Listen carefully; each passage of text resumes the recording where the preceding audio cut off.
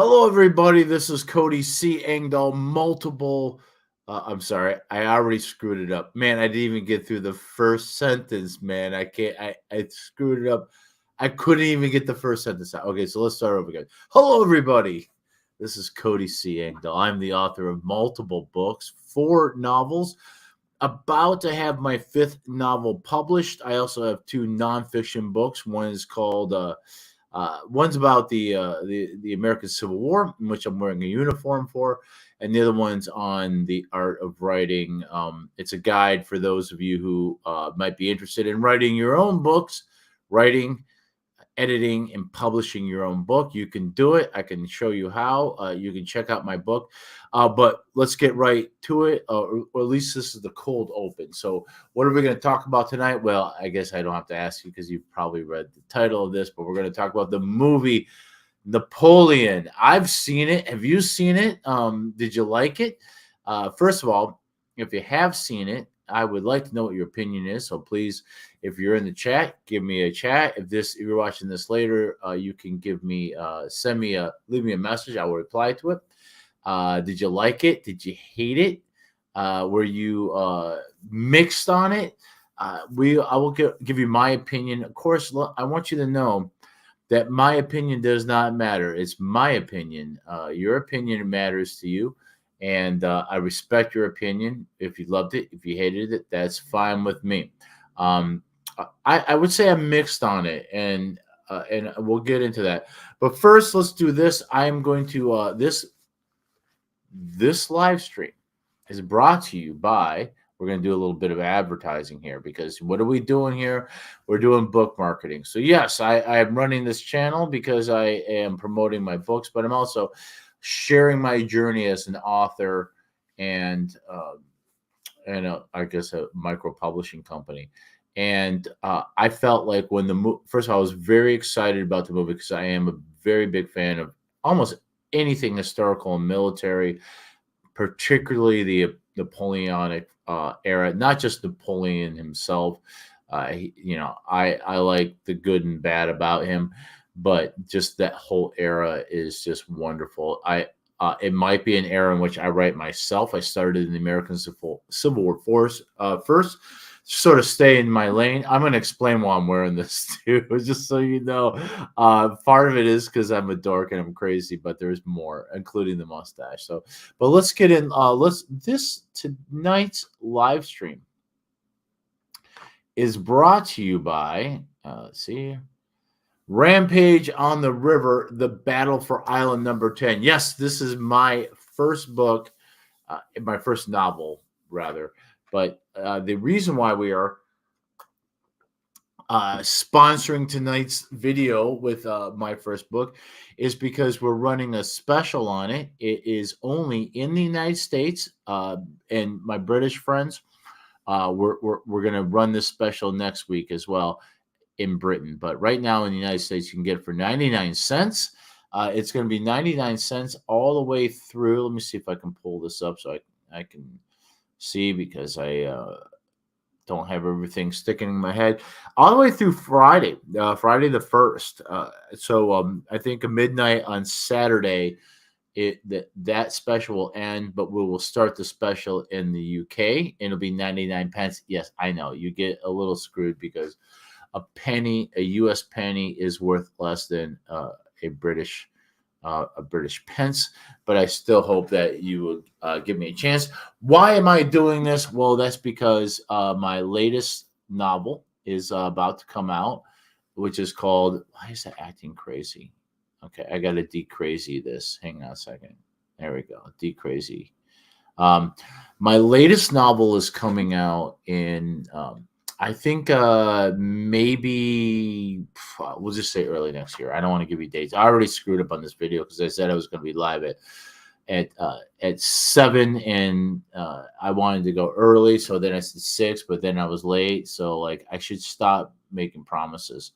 But my latest novel 5, is coming out early next year, which is called The Prussian Prince. I'm very excited about that novel, and it is novel 5 of the series. Now, there is a danger and a blessing is of writing series, right? They say a two-edged sword, right? Because it cuts both ways. So the benefit of writing a series is that if people like your series, then you have almost a guaranteed audience as you put out new books that people are, and I know that there are people who do like my series who are most likely going to buy the Prussian Prince. And I'm telling you right now, if you like my work, if you like my series and you've read the other books, you're going to like it a lot. I'm very proud of it. And it's great. We're moving on. We've done the American Civil War, the first three books. We did a prequel that was the Mexican War, Mexico My Love, and and now we're doing a story in which one of the characters from the trilogy at the end of the war goes home to be with his wife, who is German, and she has gone back to her native kingdom of Prussia. So he's got to go back. He's got to go to Prussia or Germany. Germany doesn't exist as a nation. They call the collective of kingdoms and principalities and all that, they call that German, but there's not a Germany like a nation yet. But that's coming. And he's got to go to Prussia, to Berlin, to be reunited with her. But he ends up getting pulled into the Austro-Prussian War. So I think it's an absolute romp. It's a fun book. You dive deep into what it's like to be in the Prussian army in 1866 and to fight. We do the Battle of Trottenau and the Battle of Königgrätz, which is a very big, decisive battle. Königgrätz has 500,000 combatants, and to put that into perspective, a lot of you may be some war fans, and I believe there were about 170 combatants combined on both sides fighting at Gettysburg. And then Waterloo, which we're going to talk about. I got this book here by Bernard Cornwell that I have read back, cover to cover. Love it. This is a nonfiction Bernard Cornwell. Most Cornwell's books are novels, historical novels. This is a nonfiction account of the Battle of Waterloo. I have read this book inside and out. I'm not calling myself an expert at Waterloo or Napoleon or any of that, but I do know things. I do know some things. So I think my opinion counts a little bit. And I'm also, because I am a writer who's presenting historical stories, much like Ridley Scott does in the movie Napoleon, which we're going to talk about, that I have a little bit of understanding of not only history, but how you take history and you put it into an entertainment format, such as a movie or a novel. And I will just say this real quick, okay, because I know there are some historical inaccuracies in Napoleon. There are some egregious ones, and there's also ones that are just more like compressing things and oversimplifying some things. But we're going to get into that. But anyway, I would just want to say, I guess I'll get done beating this dead horse. Rampage on the River, the Battle for Island Number 10. It's a book one of my series. It's a great time to jump on, because if you jump in with book one and you like it and you end up reading book two and you get all the way to book four, by the time you put down book four, book five will be ready for you. And one of the other things I'd like to say is that I write every single one of my novels.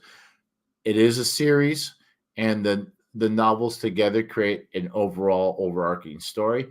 But I write each book as if you haven't read any of the other ones. So, like, for example, if you're just interested, a lot of people are interested in Blood for Blood at Nashville because it's got Nathan Bedford-Forrest in it. Well, I mean, he's in the first three novels, but he plays a big part in that. And it's got the Battle of Franklin and Nashville, which are local to me. So a lot of people just like, I don't want to read the first two, I just want to read this one. You're going to be fine. You're everything that happened in the previous books that you need to know to understand the third book are explained or in the context of the story of the third book. So you're not going to lose anything. Of course, Mexico My Love is a prequel, so you can actually read that without reading the trilogy. It might spoil something because there's a little bit of a mystery that I set up in the beginning of Rampage on the River, because I knew I was going to write the prequel when I started. that gets resolved at the end of the second book. So that's the only thing. But it's kind of like in Star Wars. I am old enough. Can you see the gray in my mustache? Oh, I was old enough to see the original Star Wars trilogy in the theater as they came out. And I sat in the audience and was stunned when I found out that Darth Vader is, spoiler alert, if you haven't watched any of the original Star Wars and you don't want to know, stop now or advance 30 seconds. But I was stunned. That was your warning. Here it comes. I was stunned as a kid. I think it was 1980 when I found out that when Darth Vader is Luke Skywalker's father. No one knew that. When we went to see Star Wars 6 times over in 1977, which I did, and loved that movie. I and went to, this, you got to remember the late 70s, early 80s. There was no social media. There was none of that. So there was only word of mouth. And people were a lot cooler back then, so it wasn't going to be spoiled. You were going to go to the theater and find out, and wow, that was a huge thing.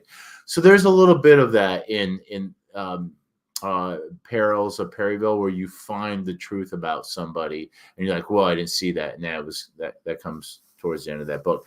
So when you read the prequel, kind of like when you watch the prequels of Star Wars, like the Phantom Menace and the Attack of the Clones and the Revenge of the Sith, you are watching that knowing that Darth Vader, that Anakin Skywalker becomes Darth Vader. And so that's kind of how Mexico My Love is that you understand that one of these characters that you've only heard about in the trilogy is now a main character in Mexico My Love. See how that works? Okay. All right, moving on. And so the Prussian Prince, if you decide, like, I don't want to read the other ones, I just want to read this because I'm kind of interested about that. It's great. We got Prussians with their Pickelhaube, which are the helmets with those spikes in it. I mean, just visually, I think so. They're the coolest looking soldiers of all time. The Prussians of the mid 19th century are like the most badass, coolest looking soldiers, and you can like them because they're not Nazis yet. In fact, there are a lot of Jews that are in the Prussian army, and not just soldiers, but officers. So this is before Germany goes down that dark tunnel that begins with the outbreak of, well, there's some darkness with what they do. They commit genocide in Africa, and then they do some terrible things in World War One, and it's true. And then it gets worse and worse and worse. So by the time we get to World War Two, it's pretty bad. But you can at least like the uniforms of the Prussians in 1866. Okay, I'll stop talking because I'm just digging myself a hole here. All right, let's get on with it. Who here has seen Napoleon? If you've seen it, write me give me a comment in the comments, and I would like to hear what your opinion is. Let's get on with my opinion. All right, we're gonna do my opinion. So what I'm gonna do is I'm gonna stop sharing that screen, and then I'm gonna share another one.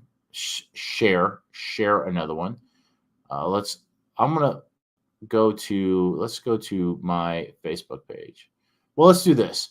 Let's go to that first. Okay, here's movie's not doing so well critically, and I completely understand some of the complaints. I share those complaints. I do share those complaints, but I'm going to talk a little bit about it. So right now, it's got 61% with critics, so that it still is fresh. It's not rotten, and 59% audience score. I'm not going to read the critics' consensus because it just sounds like something AI wrote without reading any of the reviews.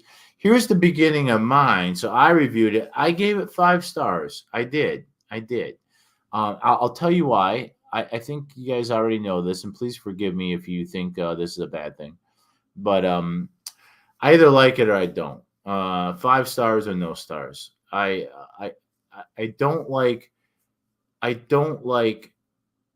criticizing other people's work in public. and I have some critiques that we'll talk about, but I don't want to drag another person down. And I've seen some other authors out there really hammering away at Ridley Scott, and they're making good points. They really are. They're making points. Their critiques are legitimate, but I just feel like if you, like me, are a creator who is trying to make it in this world, and you're trying to get people to consume your product, whether it's buy a movie ticket or buy your book, I just don't feel right about me saying like, "Oh, Ridley Scott did a bad." There are some people out there, professional, well-established authors, who are like, "This is the worst movie ever.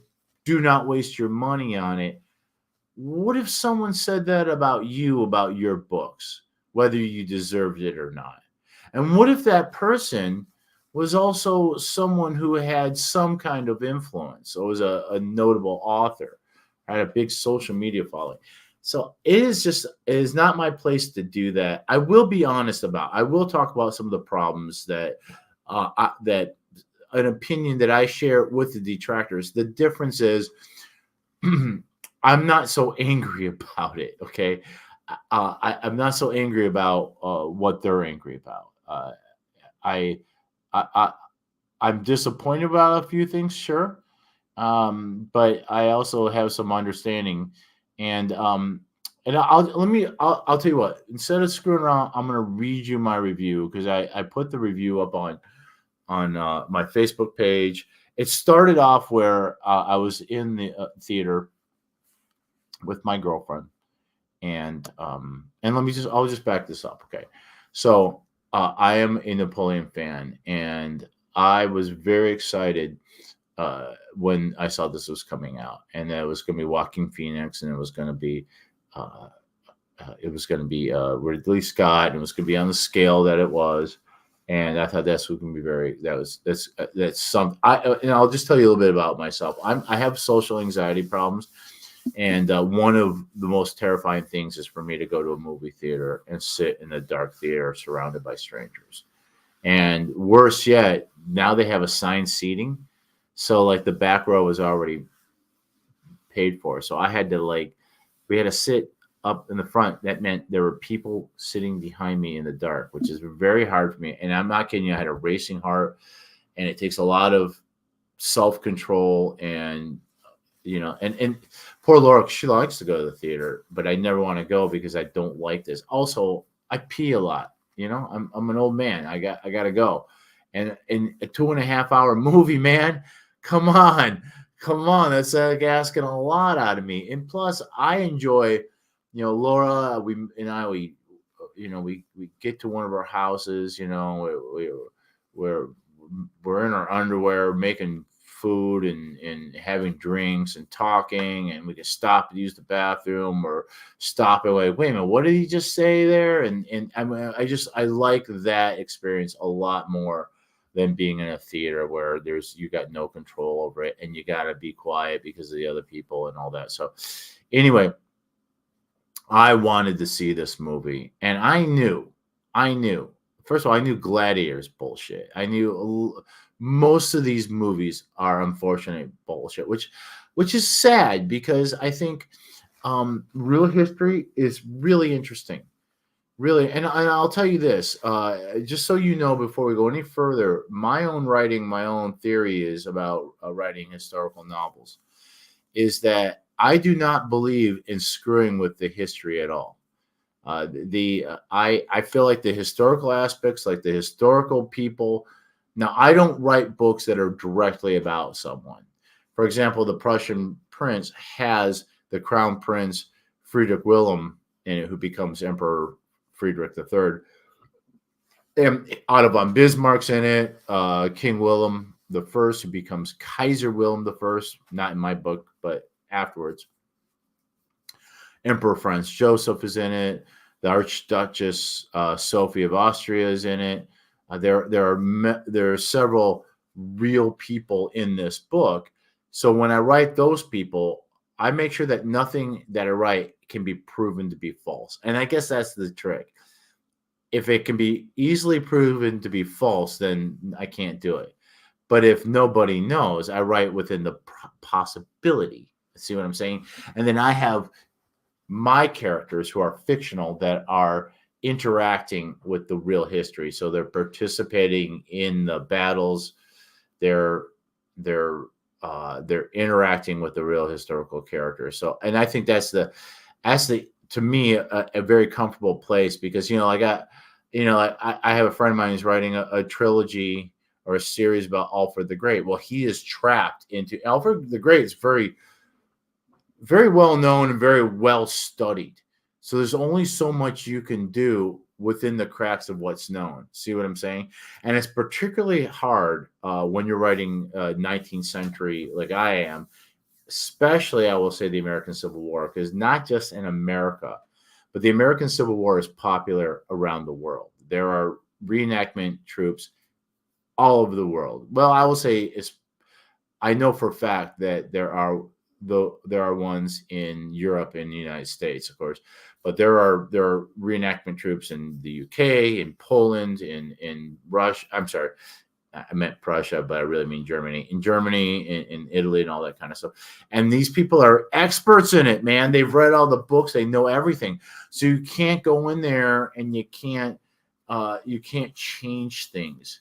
You can't make Robert E. Lee a woman and gay. You can't do that because people know that he wasn't a woman, he wasn't gay. You can't screw around with history when you write. But unfortunately, when they make movies and TV shows, they feel very, I think, a little too. They give themselves too much license. They screw around. So I kind of knew going into this that it's still a Hollywood movie. So there's still going to be Hollywood movie things done in this, and my biggest hope, what I really wanted, because I'm not an expert, but I know the Napoleon story. I know his story, and I know quite a bit about some of the famous battles and the era and the age and all that. What I really wanted was I wanted to be transported to that time, and I wanted to see the scenery. I wanted to see the settings. I wanted to see the battles, even though I knew they were going to be simplified and not quite exactly the way it happened as I understand them. I wanted to see the uniforms, the weapons, all that kind of stuff. So let's get into what my review was. So I'm going to share screen and let's see here. Oh, okay. And I never finish anything. I'm so sorry.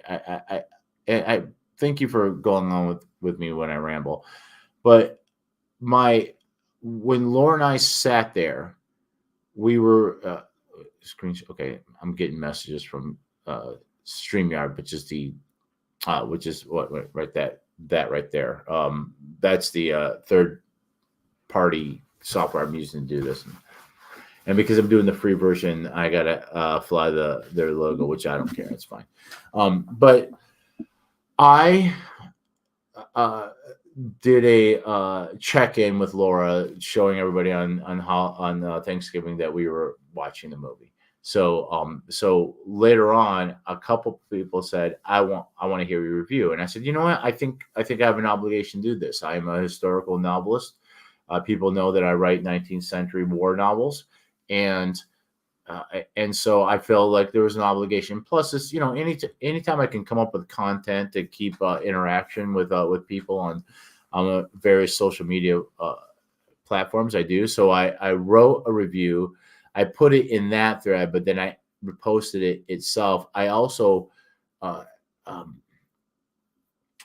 put it on my blog. So I'm on WordPress. I have a blog there, and don't worry, I post all my blogs on, so you'll see it. But I'm just, if you want to see what my blog, if you want to see my blog, it's my name. Just look up my name on WordPress. You'll find me.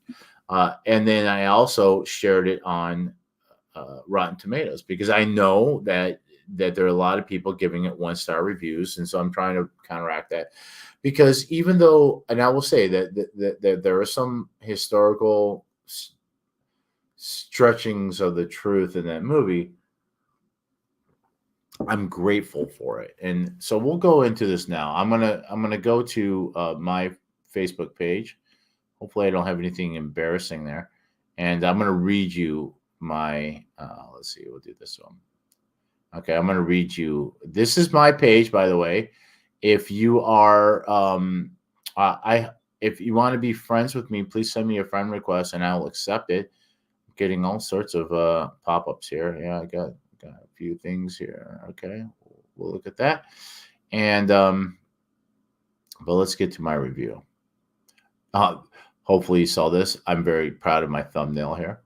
Let's see here. That's me today. That's why I'm in this uniform, because I was part of the Franklin Battle March. We'll talk to that in a little bit. Here's an advertisement for my book. All right, here is my review. So I'm just going to read it off my computer, and then we'll talk about it. All right. So first off, I liked it. If you're thinking of seeing it, go. In a glut of bad reboots, sequels, and superhero movies, it's refreshing to get something historical at this scale for a change. I hope we reward Hollywood for it at the box office and get more. Let me take a drink of water, because all of a sudden I'm running out of saliva. As you may know, I'm a huge fan of history. I'm sorry. As you may know, this is why I can't read scripts, because I'm always changing it as I read. As you may know, I'm a huge history and military buff. The Napoleonic era is probably my favorite. I'm not an expert in it, but I certainly love visiting. This movie did exactly what I wanted it to do. It took me there. The sets and costumes looked authentic and lived in. The weapons and action sequences felt real. And I will say that the action sequences felt real, meaning like just the way combat works, but the way the battles are portrayed, especially Austerlitz and Waterloo.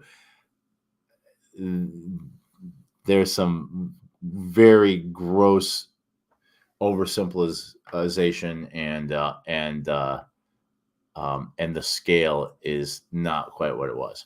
Okay, at first look, I didn't like Joaquin Phoenix. At first look, I didn't think Joaquin Phoenix looked like Napoleon, but he sold it to me as the film went on. I've always thought Phoenix was weird and creepy, which is why I didn't like him as Johnny Cash. But he captured the um, emperor's awkward social ineptness perfectly. Honestly, I couldn't imagine anyone doing a better job. Um, I won't go too much into historical accuracy, because, as I've said, I'm no expert in the Napoleonic era. I feel they got the main beats correct, but certainly compressed and oversimplified many events, as we do when we hammer very complex history into a novel or movie. The movie does this abundantly, so much so that I think people who aren't familiar with the history might be lost and confused about what's going on. It felt like a quick dash through these events when there was so much more story to be told. I felt the battles of Austerlitz and Waterloo suffered from this immensely. The scale seemed grossly underwhelming as well. If you want to see a truer depiction, watch the 1970 film Waterloo. In fact, you could watch the Napoleon movie up to the first abdication, then switch to the 1970 Waterloo for the rest. It has Christopher Plummer as Sir Arthur Wellesley, which brings up another one of my nitpicks. The guy in Napoleon was too old to be 46-year-old Wellesley. I think he could certainly play Prime Minister Wellesley during Victoria's reign, but seemed out of place in this movie. The theatrical release was about 2.5 hours. I understand there'll be a 4-hour version on Apple Plus. That might be the pacing. That might fix the pacing problem. Napoleon's life and career are quite a bit to be stuffed into a single movie. This might have served better as a series. Regardless of my critiques, I'm grateful to have it. I think this was a win for us historical novelists. The Big blockbuster movies can do much to get people interested in the history and perhaps interested in our books as well. We'll see. We'll see. I hope you get go see Napoleon too, and please tell me what you think. And if you do, please tell me what you think. Okay, so sorry, I am out of practice with reading scripts. So I stand by all that. I guess the biggest point I want to make here is that I understand that there are problems. I understand. I'm going to take this off because actually it is against um, military regulation to wear your headgear indoors, and it's getting hot in here with the studio lights. So yes, as a fan of history, I will say that there are problems with historical accuracy, and we'll get into a little bit about that. But my biggest point is this: it's a Hollywood movie. They rarely ever get the history completely right, and I wish they would do a better job. But I'm excited that this exists. I'm excited. I've had enough of Star Wars. I've had enough of superheroes. Uh, I I feel like they're just making them worse and worse and worse. And I would like to see more historical films like this at this scale. And maybe I don't think you should. I would say that this film is more like a survey of Napoleon's career than it would be like an in-depth look. So if going to see this movie gets you excited about Napoleon and even like 19th century warfare and European history, that's great because then maybe you'll seek out more and you'll end up reading my novels and other people's novels that write about this. I like getting people interested in history, and I will say this: the film, there are little nitpicky things that those of us who know the history well might can tear apart. But I would say for the most part, like the major beats of his life and his career, they handle quite well. Now, my understanding is that this was a 2 hour and 38-minute film. I think my understanding is that it is going to be uh, let's see, a 4 hour plus film that is going to come out on Apple TV. And I think okay, my hair looks terrible. I should probably just put my hat back on. I think that'll do. We'll go with that. We'll go with that. Let's see here. There was a critic who I thought had a really great take on this. Let me see if I can find this easily because I thought this I go this is a perfect what she says. Um, and I'm looking this up because I want to give her credit. Uh, let's see here.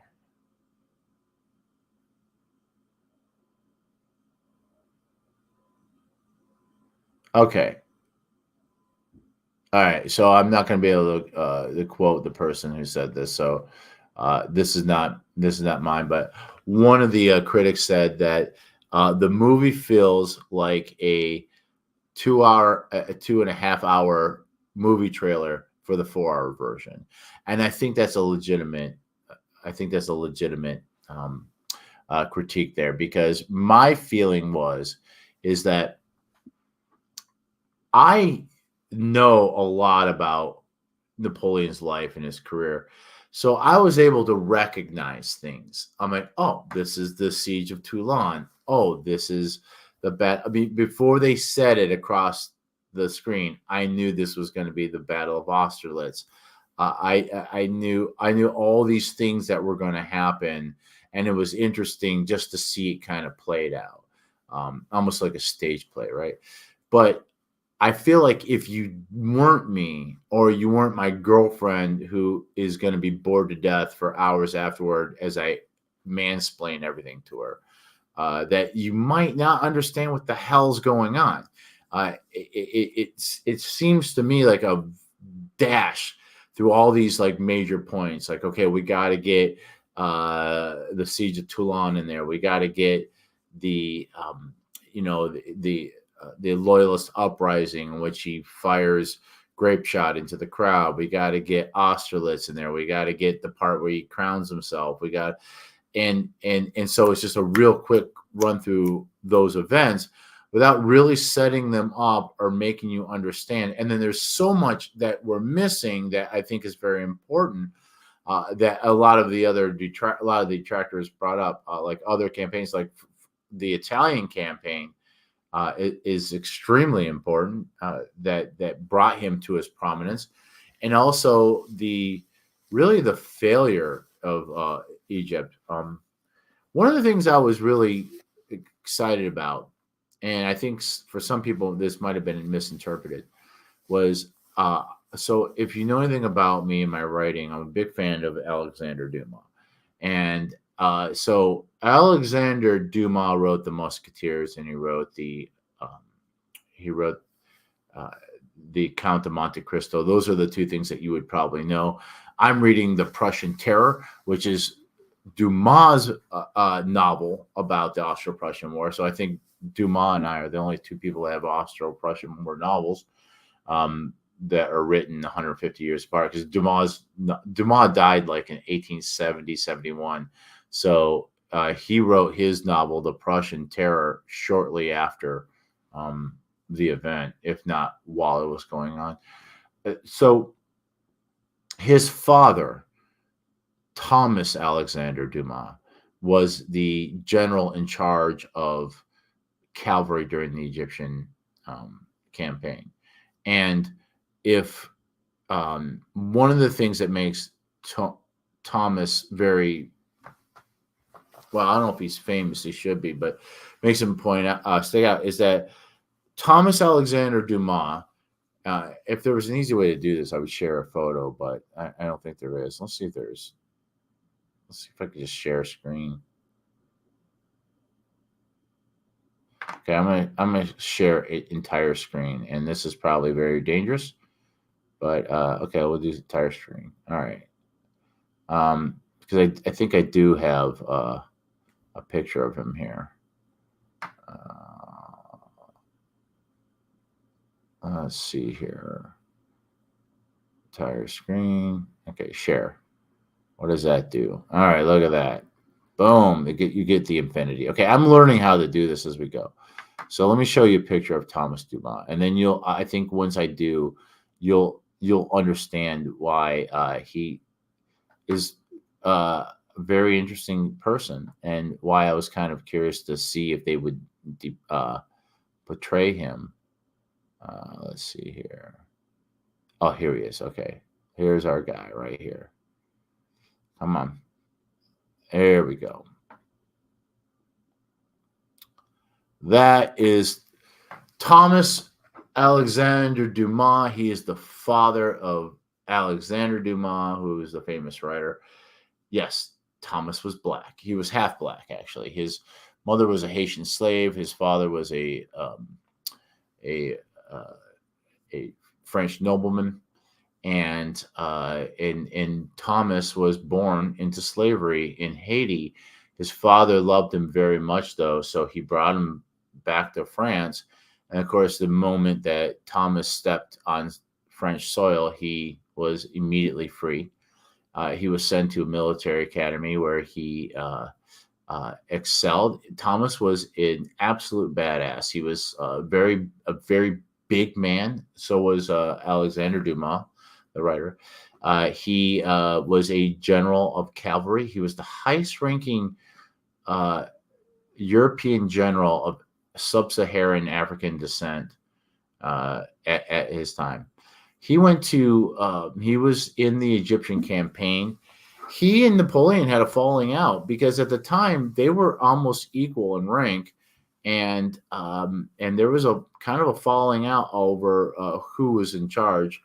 And I can't remember exactly how.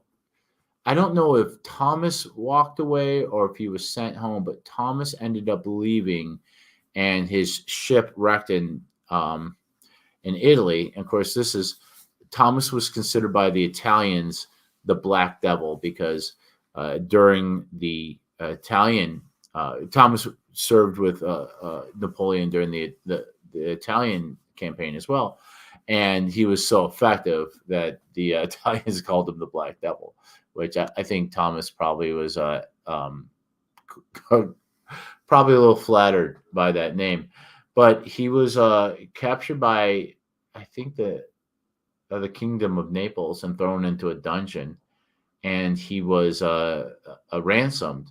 But France didn't pay his ransom for 2 years, and because Napoleon, he had a falling out with Napoleon. Napoleon was not eager to help him out. Now, poor Thomas finally was able to go home, but when he did, after 2 years in a wet, dank dungeon, his health had deteriorated, and he died in 1806 when Alexander Dumas, the writer, was still a very little boy.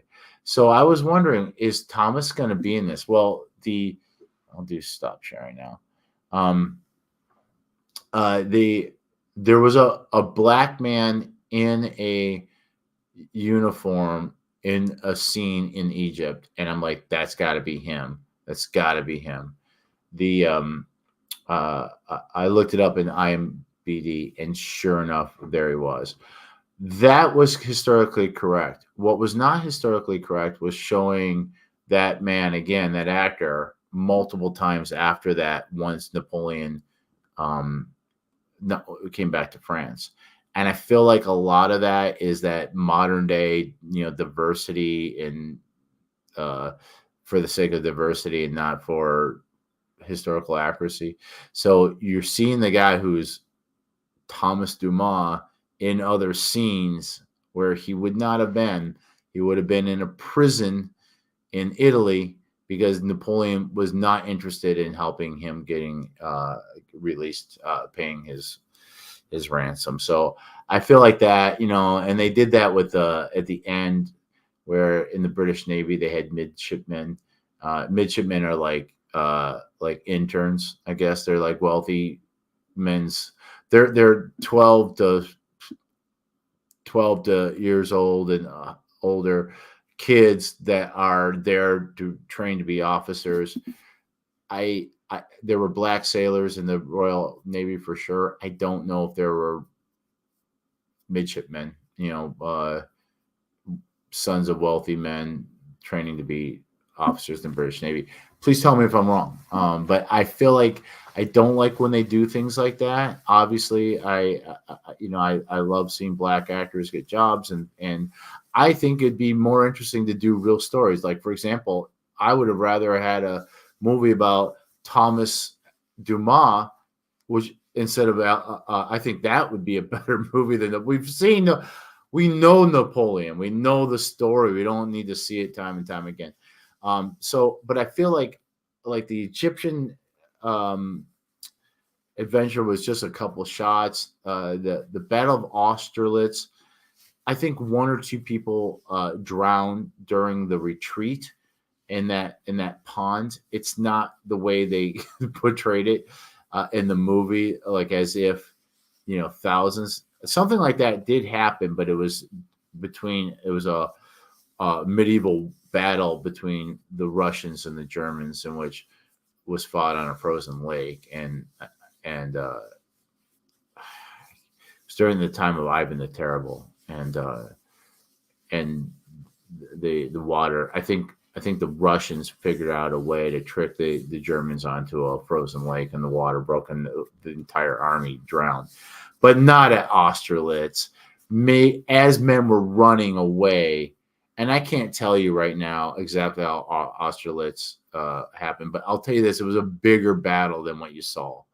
I've been to historical Civil War reenactments that were bigger than that. The most egregious of these was Waterloo. Waterloo was like almost like a Saturday Night Live parody. There's actually Simon Scowell. Is that how you say his name? He's a very famous British author, and he has a review now. Unfortunately, Simon's one of those ones who I'm looking it up right now. He's one of those ones who feels quite comfortable with dragging it through the mud, and telling people that it's the worst movie ever. I understand that, and his reasoning is right. Um, but he actually, instead of him, let's do well. It's funny because like I can't find things like when I'm on the spot here. But let's see what we'll present. First of all, we'll go full screen with this here. Sorry, I'm learning how to do this. Do share screen, and then we'll go back to my Facebook. And okay, all right. Let's see here. We got trying to find. Can't remember if maybe it was Anthony Stevens. Anthony Stevens, a guy I like a lot. He's local, very handsome young man. He's a big into history. He's a collector of swords and old books, and he's a reenactor. He's got his own. He's done a review.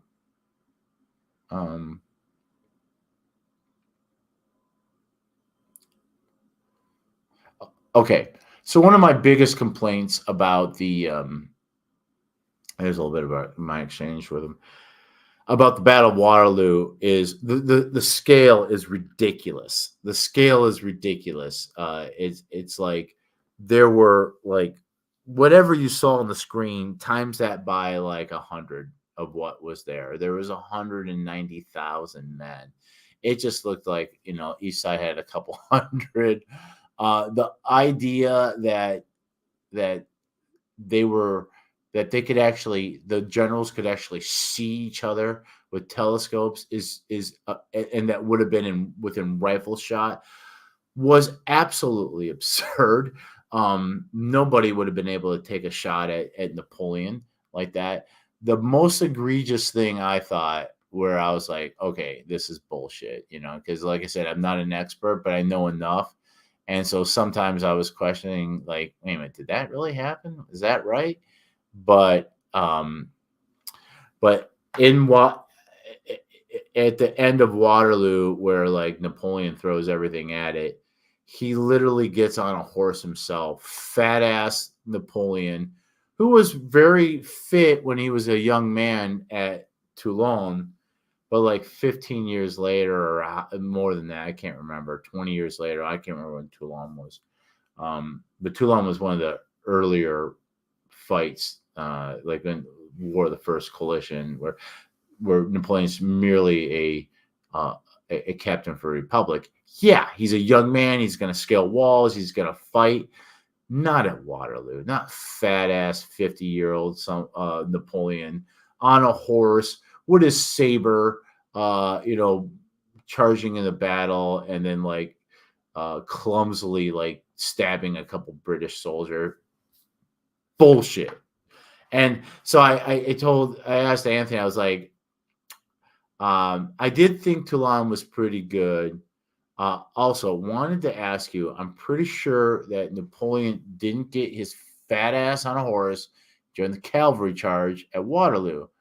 I'm almost too proud to look it up, but am I correct? But I'm correct, right?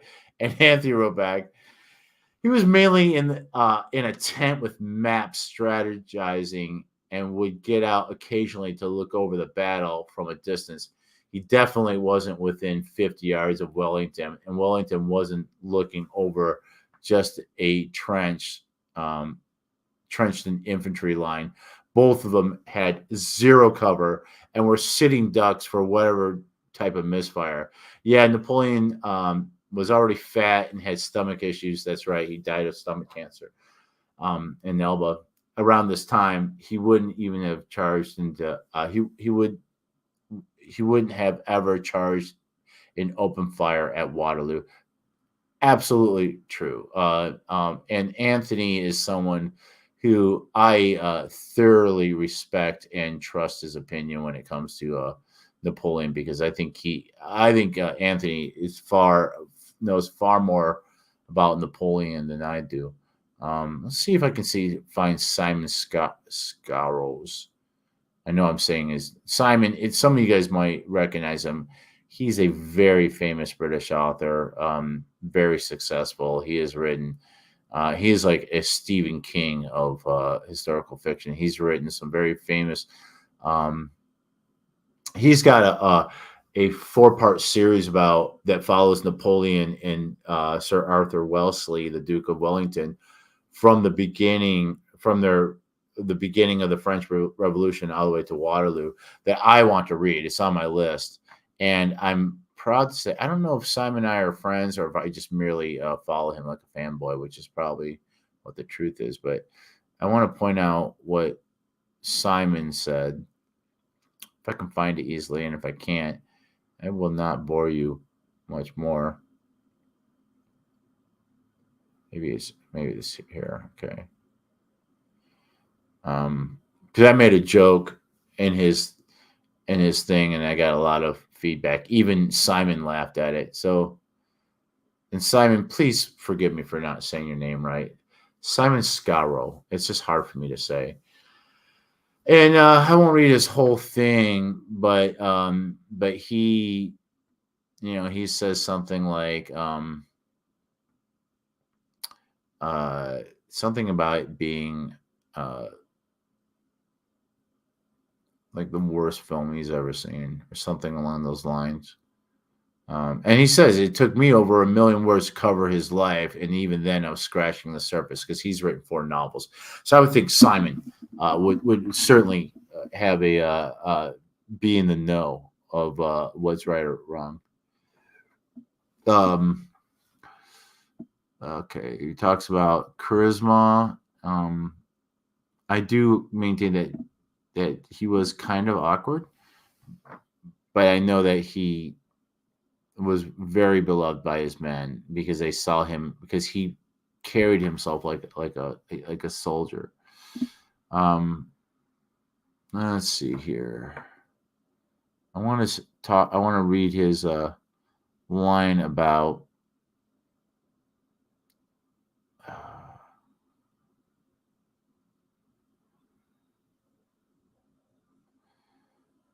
yeah. All right. Well, I'm not gonna bore you to. Okay, here we go.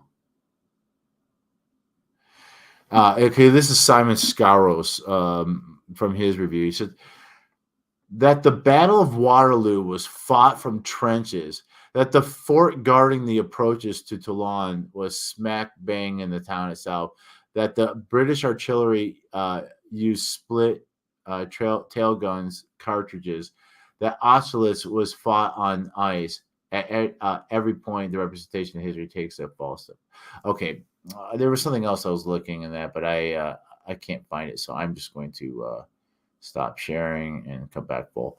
But I think that the battles were grossly understated, oversimplified, and false. Really, I mean, the battle. I can give you a real quick rundown of the Battle of of Waterloo, and even that is going to be very oversimplified. But basically, what happened is that there were the British and there were the Prussians, and Napoleon realized that he had to. The Prussians were marching in from the east, and if you don't know what Prussia is, Prussia was one of the kingdoms that made up eventually the Germany we know today.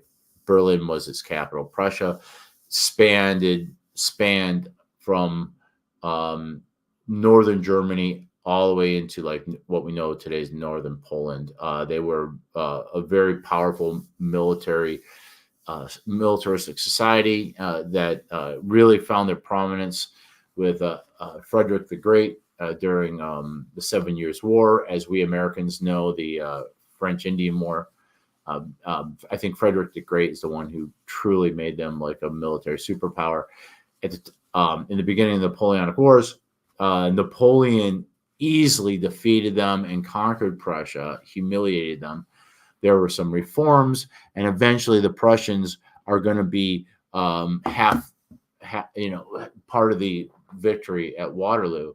And so the the Prussians are marching in from the east, and the British are, I don't know where the British are coming from, but the British are nearby, and so Napoleon, and this is in Belgium, and so Napoleon, I think Napoleon is marching on Brussels and to retake Belgium into French control, and Sir Arthur Wellesley, the Duke of Wellington. I don't know if he's the Duke of Wellington yet. I can't remember when he gets that title, but Wellesley is coming to intercept Napoleon and to stop him from reaching Brussels and seizing control of Belgium.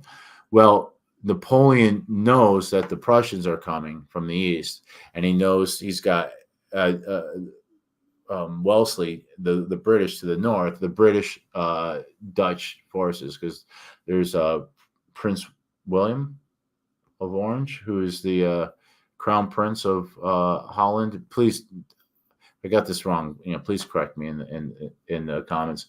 But they're gonna try to stop Napoleon and hold him, at least hold him in place until they can get some backup from the Prussians.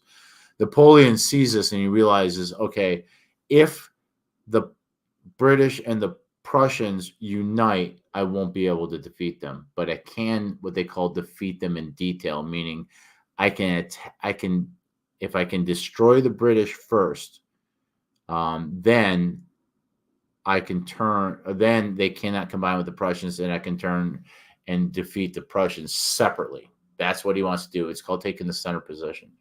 It all has to do with timing, because if both those armies show up at the same time, you're fucked, right?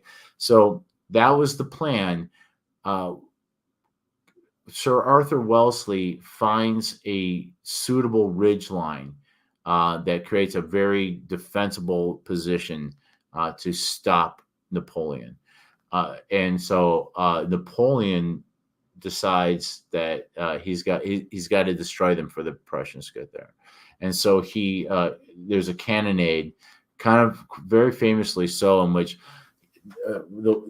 Arthur Wellesley had his troops behind the ridgeline, but to protect them from direct fire, but they're being shelled from over top. And there's like a famous Irish regiment that stood and almost stood at attention, and every man died because they stood there while they were blown to bits.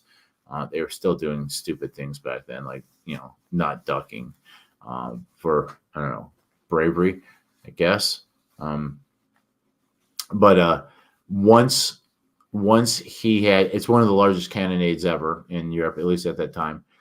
And Napoleon was very fond. Napoleon was an artilleryman. He was an artillery officer in the beginning. That's what he went to a military academy for, and that's what he was in the beginning of his career, as an artillery officer. Once he had softened up Wellington's line, he sent assault after assault to break it. Couldn't break it. Then he sent cavalry. And this is one thing that is depicted in the film. And, Simon Scarrow could probably correct me and say it was terrible, but I felt like it was a decent job of showing how the square formation is used to fend off a cavalry charge. Cavalry charges are designed to break up infantry formations, because infantry, they get in formation and then they exchange volley fire, and their strength is by combining together in large numbers and firing at the same time to send a wall of fire against an enemy. So a well-timed cavalry charge can break that up. You got to remember, most of them are using smoothbore muskets, not rifles. They're muskets. They're smoothbore muskets. So a rifle has grooving, and it has a conical shaped bullet that spins like a football. The range is farther, and the accuracy is farther. But for a smoothbore Napoleonic musket, those things are only accurate at like 50 yards. So cavalry has plenty of time to charge you, and you only get one good shot in before they're on top of you.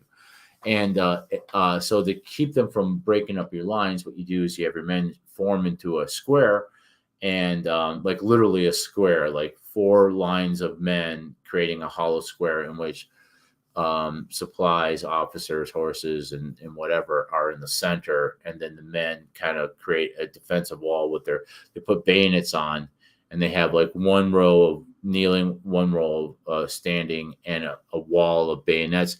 And the reason being is that horses are pretty obedient, but a horse will not just run straight into a wall of bayonets. It won't do it. So it keeps the cavalry from breaking up your formations. If your men are brave enough and hold their nerve so that they can keep that square, so that they don't get destroyed. The best that the cavalry can do at that point is run circles around the squares and try to pick people off with their pistols. But usually it works better for the guys who are not moving to pick off the guys on the horses. So we did see that. And then the final thing is, and they kind of hint at it, but it's not really what it is. Napoleon turned to his Imperial Honor Guard. You couldn't join this regiment. You had to be selected. You had to already be a veteran, a combat veteran who had distinguished himself in combat, and to join the Honor Guard. And so these are older guys, but they're the cream of the crop. They're the best of the best of Napoleon's troops. And on a good day, they don't fight at all because their shock troops are only to like break open, to turn the odds. Napoleon, he knows that the Prussians are on their way. Oh, and what's true about it is there was a delay. There was a delay because of the rain, and Napoleon didn't want to fight. Well, you can't fire muskets in the rain anyway, and it's bad ground for cavalry as well. So Napoleon was waiting for the rain. This gave the Prussians more time to move towards the battle, and I think a couple things happened, and I am not quite clear because it's been a few years since I read this book, but Napoleon decided to throw his Imperial Guard at Wellington's well dug in line, well entrenched line. This is very much like Pickett's charge at Gettysburg, almost the same thing. One of the things that the movie gets wrong is that once the Imperial Guard moves off, they have them in battle lines. They weren't in battle lines. The French liked to march, to assault in column, a narrow battering ram. Instead of a line stretched out like this that gives you the most of the amount of firepower, they instead concentrated it into a long, like battering ram column that would punch a hole into that. And the way and the French won most of their battles this way. That column would basically punch through the enemy line and then break it apart and then turn and destroy their 19th century and 18th century infantry is only effective if they stand and fight together. As soon as they break apart, they can be picked apart by cavalry and all that other stuff. So, Napoleon sends a column of his best troops, and as they're marching up towards that line of British and Dutch soldiers along that ridge, they're being picked apart.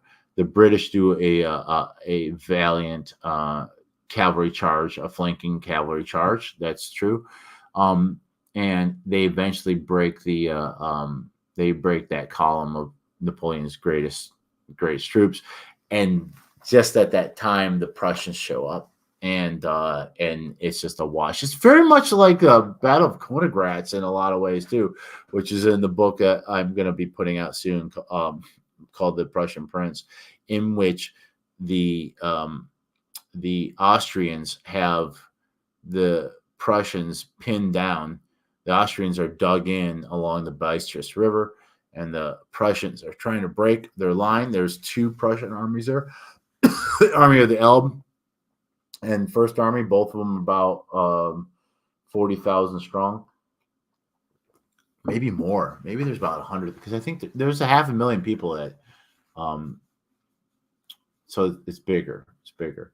But the Crown Prince's second army, in the meantime, is marching through the mountains and comes in on the Austrian rear flank. And all of a sudden, in the afternoon, just as the Prussian main line is about to break, here comes Second Army right into the soft underbelly of the Austrians. And the Austrians, it's not like they didn't know they were coming. I think they just didn't believe they would be coming. And it turned. But that's another story. That's in my book.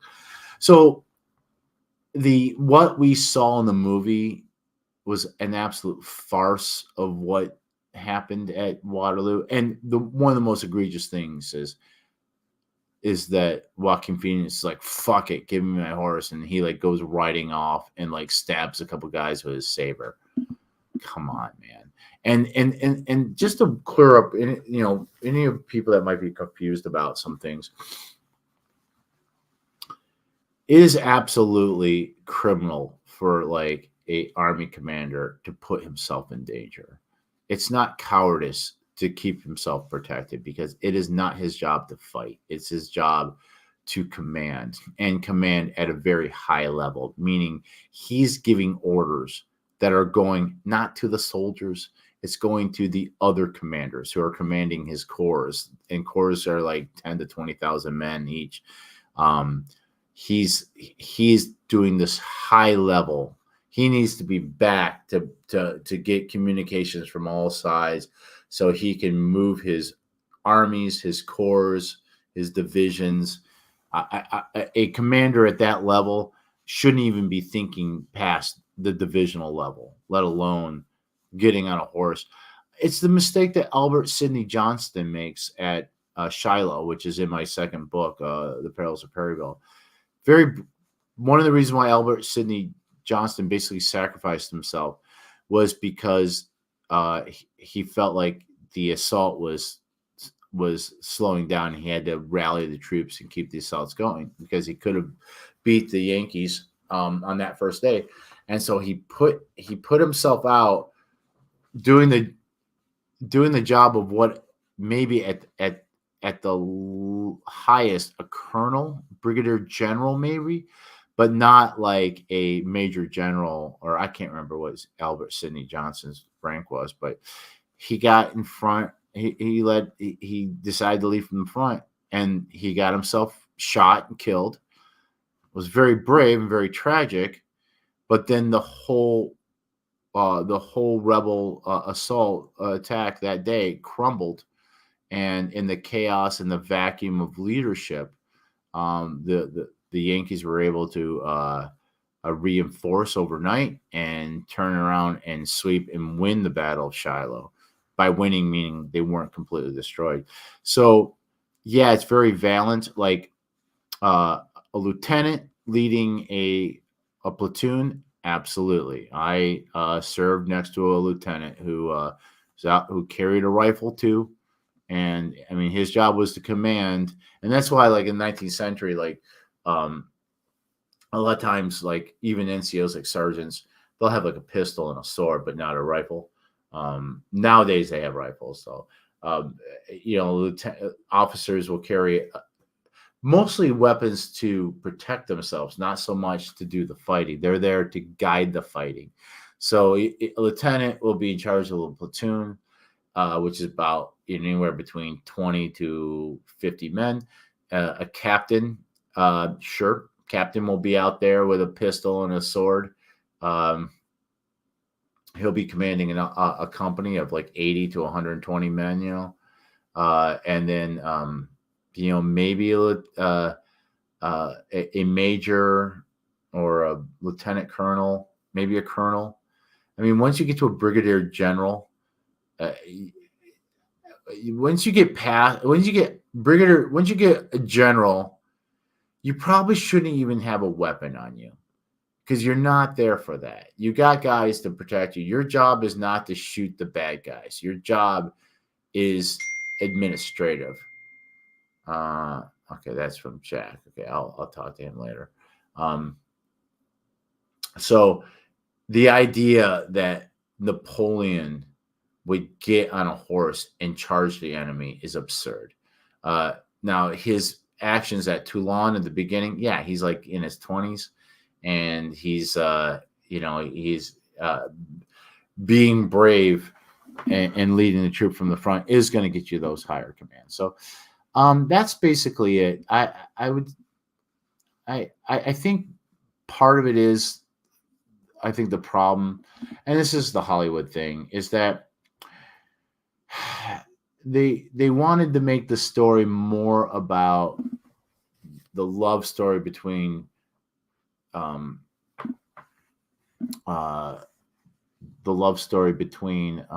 Napoleon and Josephine. They cared more about that, which is fine. It's a decent story. More about that and less about the military accuracy of the battles and things like that. It's like the battles were like, okay, well, we gotta do something to appease the Cody Engdahls in the audience. But the main story, I think, was more about the love affair between Josephine and Napoleon, and that might have been overstated as well. I mean, I know Napoleon was obsessed with Josephine, but he also had many lovers, and so I don't know how much of that is true, but I feel like that story, and I think the woman that played Josephine did a great job. But I feel like that story was told at the expense of everything else because it's Hollywood. And so they couldn't just make a biggest dickest movie for idiots like me. They had to have a reason for the ladies to go to. They had to have a role for an actress that is more than just an arm piece. And so a lot of those things with modern filmmaking, there's a lot of things like that they have to include in the film so they can get nominated for Academy Awards.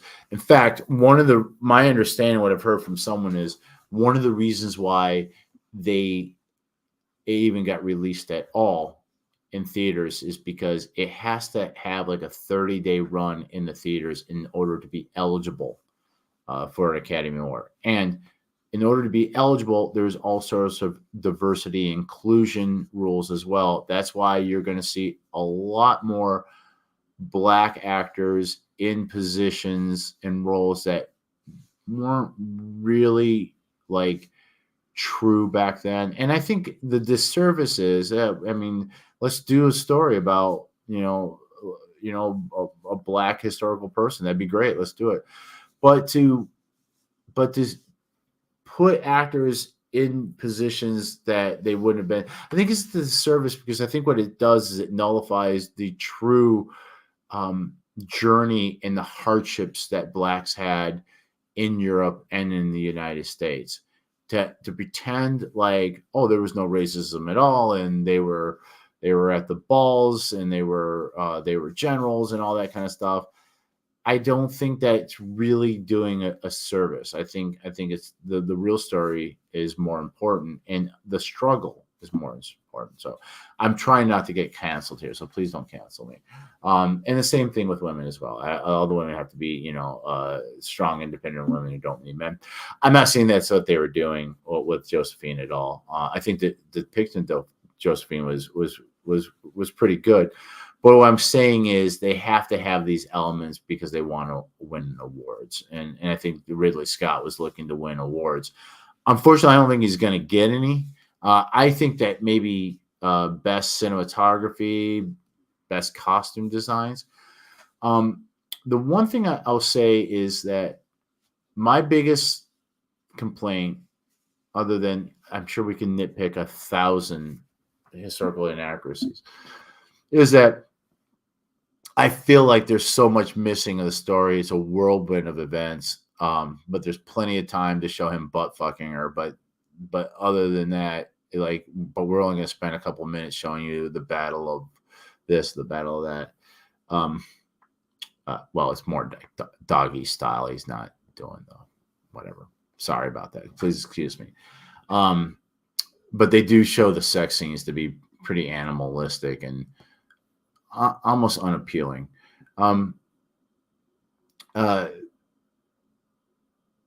Napoleon's life and his career, and it's not even his life.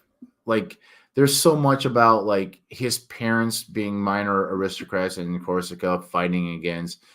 I can't remember if Corsica was controlled by the Kingdom of Naples or Piedmont, but they were controlled by a mainland Italy, Italian kingdom. Once again, Italy's not a country until like 18 late 1860s, 1870s.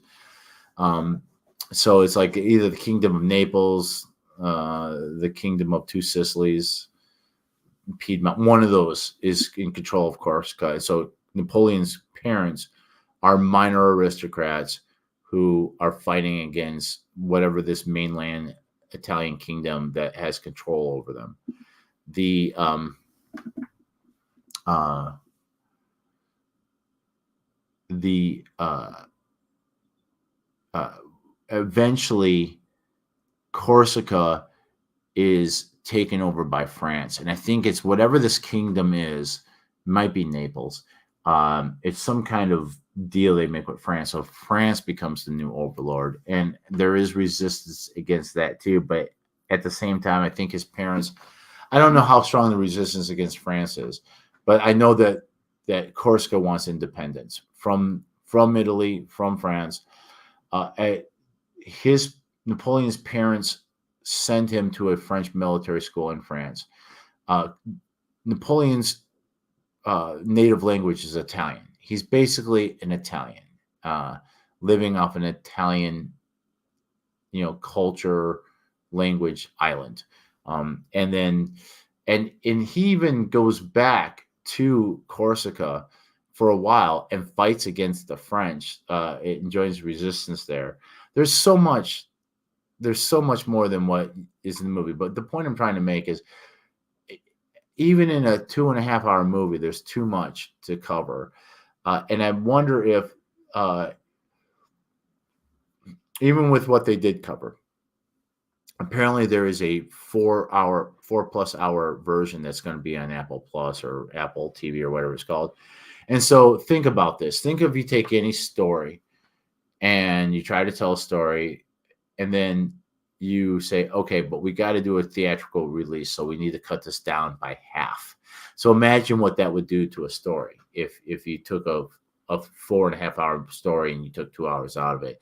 It's going to feel like Napoleon. It's going to be a quick dash through these events so that we can spend more time with Napoleon banging Josephine doggy style than explaining like the nuances of the politics and the battles and things like that. So I'm hoping that the 4+ hour one is a little better. Nothing's going to fix Waterloo because there's stupid things in there that are just dumb. There's no way that Wellington and Napoleon could see each other, even with telescopes. There's no way that Napoleon got on a horse and rode into battle. I mean, so there's only so much you can do. So I'll wrap this up because I've been going too long, and I'll do a real quick update with me if for those of you who stayed on this long. My final analysis is this, okay? Yeah, there are problems, but it doesn't mean you shouldn't go see it. I want more of this and less of the Marvels and less of what the hell is the Obi-Wan series. I want more historical films and less superheroes and bad overdone Star Wars. And the only way we're going to get more is if we show up. So if they finally give us a multi-$100 million movie that's a historical and it's got pretty good action sequences, even though the battles might not be historically correct, the rifle or the muskets and the sabers and the cannons are all true to the period, or for the most part they are, in the uniforms and all that. If we just take a piss on this, we're not going to get any more. So let's stop going to see the Marvels and go see, and I'm not picking on the Marvels, Superman, Spider-Man, that too. Like, enough with the capes. unless they're 19th century capes. Enough of the Star Wars. They ruined Star Wars. I'm sorry. They should have never really. They should never have done. They should have done a better job with the prequels, I think. And then the stuff that Disney's done is just garbage. It's just generic. A friend of mine once said that Star Wars is the McRib of science fiction, and I agree. Um, I loved Star Wars in the beginning. I hate it now. Okay, I'll enough of that. So go see it and tell me what you think. I'd be interested to hear what your opinion about it. I've had some people argue with me in a very kind way. In fact, a man that we exchanged quite a bit in one of my threads. We are now Facebook friends, and he is considering reading one of my books. So, it is okay. You don't have to agree with me. We can still be friends. You know what? You don't even have to vote the way I do. You don't have to pray the way I pray or to whom I pray. You don't even have to sleep with the same kind of people I sleep with. All those things doesn't matter, man. I mean it. I mean it. Republican, Democrat, whatever you are in between or some extreme, I don't care as long as you're a nice person to me and you're not, doing villainous things. We're cool with each other. All right, enough of that. What's going on with me? Well, today was the let's share this. Well, we're going long here, but who cares? I know probably very few people will actually watch all this, if any of it at all. But I'm building I'm building a skill here. I want to do live streams, and I'd like to do them quite a bit. So today, the anniversary of the Battle of Franklin, which is featured in my book, Blood for Blood at Nashville, is November the 30th. But the Sunday before, we always have this ceremony, this in which these are the sons of Union veterans. I am one of them. You can see me right there. Here I am with my fiddle. In which the sons of Union veterans, we all meet at Pinkerton Park, and the sons of Confederate veterans meet at Winston Hill. And typically, or we're supposed to have a police escort both sides. A lot of times the rebels get the escort and we get nothing. Everybody, I'm in the South, so I we're not gonna. It's tough to be a Yankee in the South, but we meet in our separate places, and then we march to right outside of the Lodes house, or near the Lodes house. This is where the epicenter of the battle was, because the Federals were dug in along that line in which the Franklin Pike or the Columbia Pike, depends on which way you're going, runs perpendicular to. And the rebels were coming down from Winston Hill into the town, and they clashed right at twilight, and it was a horrific battle. The bloodiest battle in the American Civil War per hour. Obviously, Gettysburg 50,000. I can't remember how many died at Franklin, probably about 5,000. But Gettysburg, those casualties happened over 3 days. This is like 4 hours of fighting in the dark. This is us. Let's see if this will work. No, that's him. Okay. And I go, I get my fiddle and I play like a bunch of marching tunes for the Yankees. And then we get there on the sidewalk, and then we salute as the rebels come by, and the rebels salute too. They we acknowledge each other. And then I always play Dixie, and the rebels like it. And then here's some of us all together. So we have rebels and we have Yankees, and it's called the March of Reconciliation, because it's, we're all Americans today, and we're all, some of these guys are great. This guy, Doug, he always brings his dog. I can't remember his dog's name, but his dog's so sweet. I have done talks. I have sold books to guys in both of these uniforms. So many of these men on both sides are my friends. I have done talks. I've been invited to both Sons of Union veterans and Confederate veterans. I hate that even today we still have to adjudicate the war.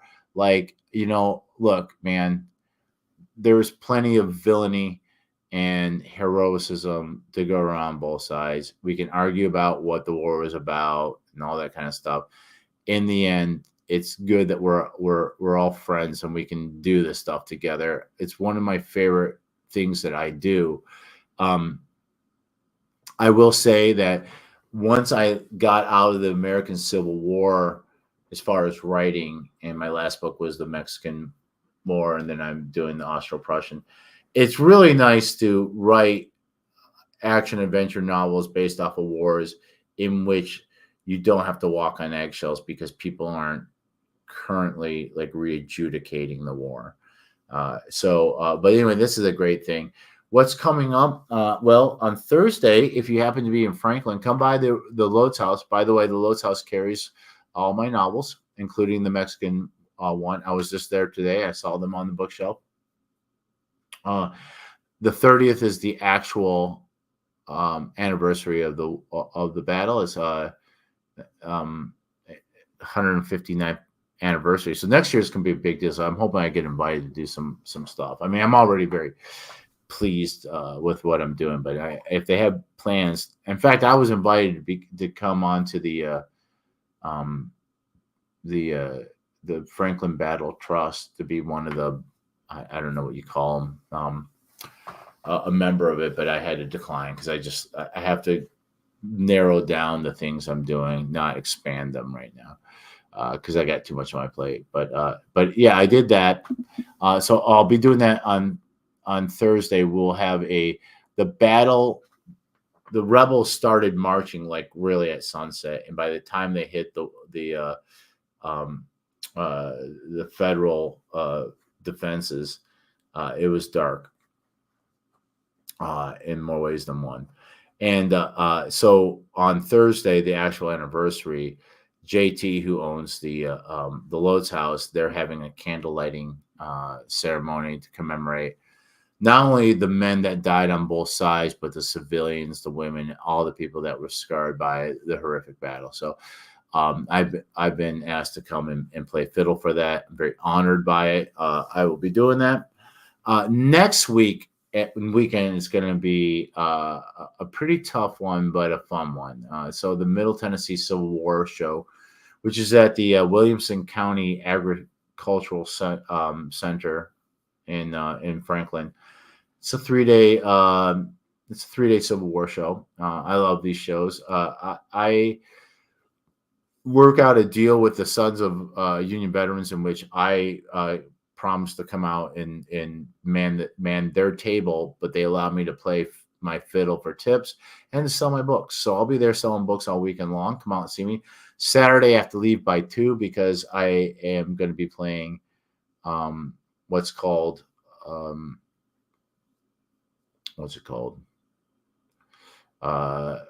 at Masker Yule Fest, which is at Masker Station. Masker Station is due north of there. That is in Goodlettsville, and just north of Nashville. So Franklin, south of Nashville. Goodlettsville is north of Nashville. Masker Station is a completely different historical thing. It's 18th century. So like 1700s, it was a fort used for trading and all that. And so I have to wear like 18th century garb instead of 19th century garb. And so Paul and I will be there playing fiddle and banjo. And then Sunday I go back to Franklin and I finish out that show. And then I think, let me see if there's anything else here. So then I got work for MGR, and I'm going to Huntsville for a week, and then at Christmas, and then going to Huntsville some more. And then after that, I'm going to be done with my job at MGR, so I'll be looking for another job to kind of help supplement my writing income.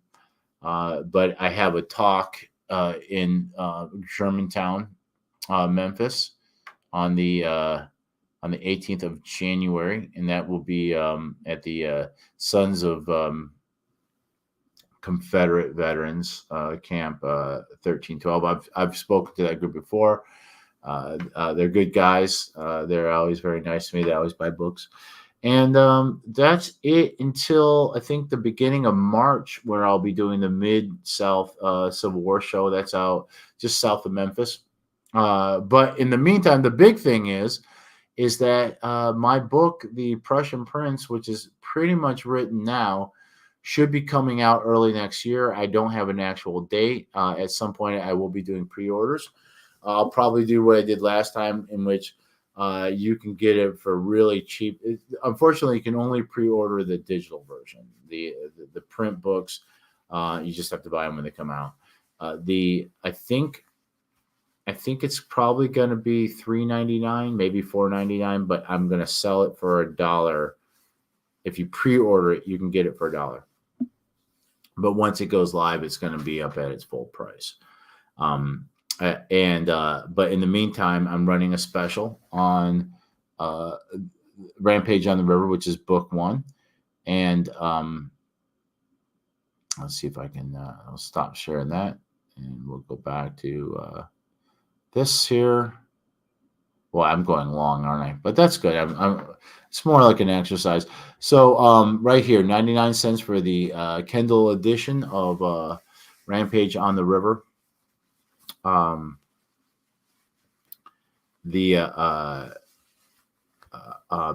idea behind that is you can read The Prussian Prince without reading any of my other books. Absolutely. But it is the 5th book, and there is an overarching story. So the idea is to drop the price of book 1 so that people will cycle through the entire series and then be ready for The Prussian Prince when it comes out. So that's why we're doing that. And the way this works is, okay, so there's the 3 books that are Civil War, and then there's a prequel. That's the 4th book. And then the 5th book happens after this. So this chronologically, book 4 is actually happens before book 1, but book 5 happens right after book 3. In fact, we're going to pick up one of the characters right where we left him at the end of at the end of Blood for Blood at Nashville. We're going to pick him right back up where he was. We're going to back up first, and we're going to go to Berlin in 1848. With the revolutions and riots that were going on there to start the story. But then we're going to get caught back up to where we were at the end of Blood for Blood at Nashville. And then we're going to carry the story to Prussia, to Berlin, and then ultimately into Bohemia, which is modern-day Czechoslovakia.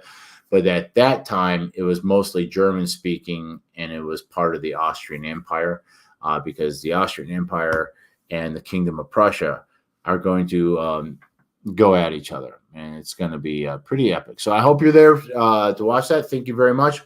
Please like and subscribe. Leave me a comment. If you've seen Napoleon, I'd like to hear what you got to say. And I thank you. And we'll be doing this again next weekend, I think. Yeah. And that'll be after Hell Weekend. So I'll have lots to talk about. I will have done that thing on Thursday and then the show. So we'll talk about that when we get there. So I'll talk to you soon. And I love you guys, and take care.